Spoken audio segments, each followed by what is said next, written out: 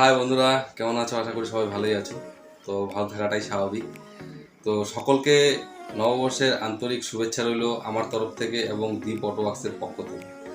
তো আজকে যে বিষয় নিয়ে আলোচনা করব সেটা হলো গাড়ির কম্প্রেসার কিভাবে ওঠানো হয় বা কিভাবে ওঠাবে, বা কম্প্রেসার ডাউন হয়ে গেলে এটা কিভাবে ওঠানো সম্ভব।